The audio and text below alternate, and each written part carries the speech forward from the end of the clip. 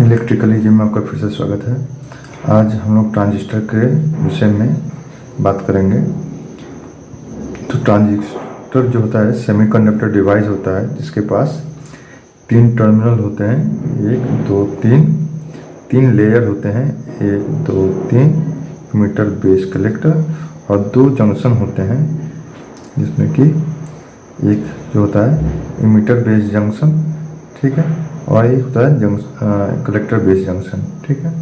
ये जंक्शन क्या है कि 2 अलग मटेरियल जहाँ पर आपस में टच करे उसको जंक्शन कहेंगे। यहाँ पे देखेंगे कि यहाँ पे बेस का किनारा और एमिटर किनारा आपस में मिल रहा है, इसलिए यहाँ पे ये भी जंक्शन कहा गया है। और यहाँ पर देखेंगे बेस और कलेक्टर किनारा टच कर रहे हैं तो यहाँ कलेक्टर बेस जंक्शन कहा गया है। अब बात उठता है कि इसमें 3 लेयर होते हैं। 3 लेयर कौन कौन से हैं? इमीटर है, बेस है, कलेक्टर है। तो इमीटर और कलेक्टर जो होते हैं हमेशा ट्रांजिस्टर में एक प्रकार के मटेरियल से बने होते हैं और बीच वाला जो होता है दोनों के विपरीत से होता है। अगर दोनों जो है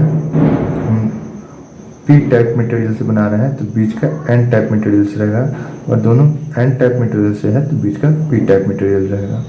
तो इस हिसाब से ट्रांजिस्टर में 2 टाइप के हो गए हैं, PNP और NPN, ठीक है।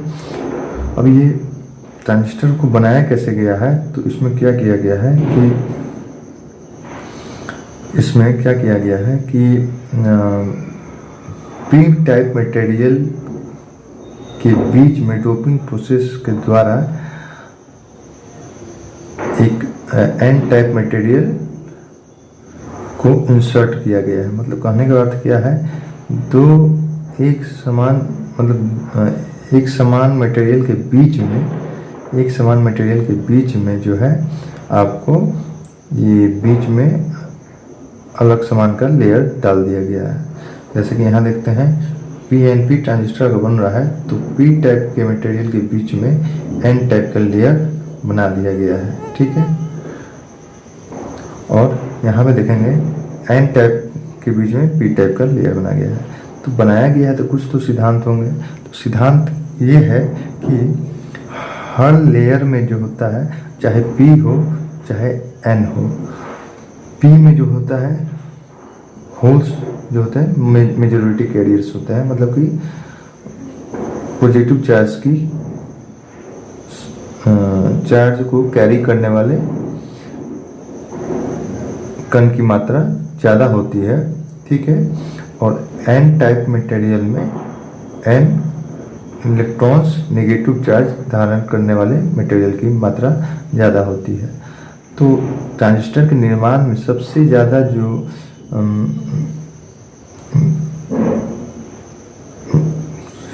जो डेंसिटी रखा जाता है चार्जेस को कैरी करने वाले पार्टिकल्स की, वो इमीटर में रखा जाता है। अगर इलेक्ट्रॉन्स इमीटर में है, जैसे कि अगर देखते हैं NPN ट्रांजिस्टर है तो सबसे ज़्यादा इलेक्ट्रॉन्स की मात्रा, कणों की मात्रा सबसे ज़्यादा इस इमीटर लेयर में रखी जाएगी। उसी प्रकार से PNP ट्रांजिस्टर में सबसे ज़्यादा होल्स की मात्रा इस इमीटर लेयर में रखी जाएगी, ठीक है। उसके बाद यहाँ पर देखते हैं इसमें उससे कम यहाँ पे चार्ज कौन कैरी कर रहा है? इलेक्ट्रॉन्स। तो इलेक्ट्रॉन्स की मात्रा इससे कम रखी जाएगी, ठीक है। और उससे सबसे कम जो है कलेक्टर में जो है यहाँ पर होल्स की मात्रा रखी जाएगी, सबसे कम संख्या की बात की जा रही है, ठीक है। उसी प्रकार से NPN में सबसे ज़्यादा इलेक्ट्रॉन्स इसमें रहेंगे, उससे कम होल्स इसमें रहेंगे, और सबसे कम जो नेगेटिव चार्जेस होंगे वो कलेक्टर लेयर में होंगे। इस तरह से है। अब यहाँ पे आता है बात कि हम लोग अभी जो देख रहे हैं इसमें हम लोग ट्रांजिस्टर को, चाहे वो PNP हो चाहे NPN हो, उसको एक्टिव रीजन में उपयोग करेंगे, ठीक है। तो एक्टिव रीजन में उपयोग करने के लिए हम लोग क्या करते हैं, जो हमारा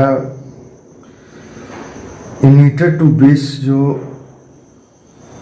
वोल्टेज देते हैं वो हमारा फॉरवर्ड बायस होता है। फॉरवर्ड बायस में क्या होता है कि हम पी टाइप को पॉजिटिव टर्मिनल से जोड़ते हैं और एन टाइप को नेगेटिव टर्मिनल से जोड़ते हैं। तो यहाँ आप देखेंगे इस ट्रांजिस्टर में पीएनपी में पी टाइप को हमने जोड़ा है पॉजिटिव से और एन टाइप जो बेस से कनेक्ट है उसको नेगेटिव से जोड़ा। तो ये फॉरवर्ड बायस हो गया, ठीक है। इसको हम लोग VEB कहेंगे, ठीक है। और ये इनपुट सेक्शन के तौर पे काम करेगा। फिर इधर देखते हैं, यहाँ पे हम लोगों ने पॉजिटिव को मतलब पी टाइप लेयर को कलेक्टर के पी टाइप लेयर को नेगेटिव से जोड़ा है और इसके एन टाइप को पॉजिटिव से जोड़ा था। ये रिवर्स बायस हो गई, इसको आउटपुट सेक्शन कहते हैं, ठीक है। तो इस कंडीशन में जब हम लोग ये सप्लाई दे दिए तो करंट जो है किस प्रकार से फ्लो करता है ये देखेंगे। तो यहाँ देखते हैं हम लोग ये हैं कि यहाँ पर जो ये पी टाइप मटेरियल है और ये पॉजिटिव है, एक दूसरे को चार्ज एक समान होने का रिपल करेगा, मतलब धक्का देगा। ये पॉजिटिव सप्लाई जो है इसके अंदर जो मेजॉरिटी क्रेस होल्स है उसको धक्का देगा किस तरफ, बेस की तरफ। बेस की तरफ धक्का देने पे यहाँ पे जगह कम होने के कारण जो है अधिकतर जो आपके होल्स हैं वो बेस के माध्यम से होते हुए नेगेटिव टर्मिनल में चले जाएंगे और जो बाकी बच गए हैं वो इस पी लेयर जो है कलेक्टर वाला उसमें जंप कर जाएगा।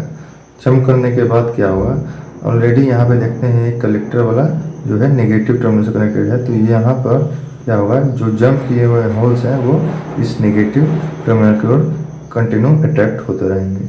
तो ये कंटिन्यू प्रोसेस चलता रहेगा करंट फ्लो का। कहाँ से कहाँ करंट जो फ्लो रहेगा वो हमारा इमीटर टू कलेक्टर होगा, ठीक है। तो हम कह सकते हैं यहाँ पे जो हमारा होल्स के जो फ्लो होता है उसके ही सापेक्ष में हम लोग करंट के फ्लो को मानते हैं, ठीक है। यहाँ पे क्या हुआ, यहाँ पे पॉजिटिव चार्जेस जो होल कैरियर्स है वही तो फ्लो कर रहा है ना, तो इस कारण से करंट का फ्लो हम लोग इमीटर से कलेक्टर की ओर मानेंगे। फिर उसी प्रकार से यहाँ एनपीएन में देखते हैं तो यहाँ पे हम लोगों ने VEB वोल्टेज E और P में दिया है, ठीक है।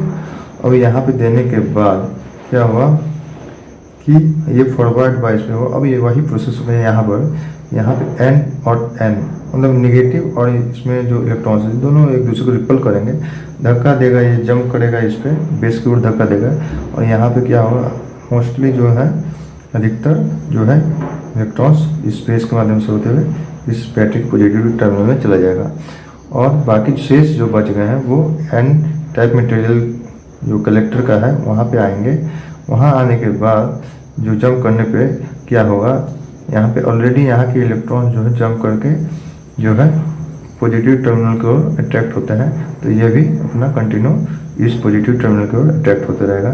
तो इस प्रकार से जो हमारा करंट जो है, करंट तो नहीं कहेंगे, पहले इलेक्ट्रॉन्स जो है फ्लो कर रहा है किधर से किधर, इलेक्ट्रॉन्स जो फ्लो कर रहा है, इलेक्ट्रॉन्स जो ये फ्लो कर रहा है इमीटर टू कलेक्टर की ओर। इसलिए जो हम लोग करंट की दिशा मानेंगे इलेक्ट्रॉन के बहने की विपरीत दिशा में मानी जाती है। उस हिसाब से करंट जो है कलेक्टर टू इमीटर हम लोग करंट की दिशा मानेंगे, ठीक है। तो इस प्रकार से यहाँ पे हम लोगों ने देखा किस प्रकार से हमारे दो ट्रांजिस्टर जो होते हैं उनमें करंट फ्लो करता है। तो आप लोगों को समझ में आ गया होगा। आप लोगों का वीडियो देखने के लिए बहुत बहुत धन्यवाद।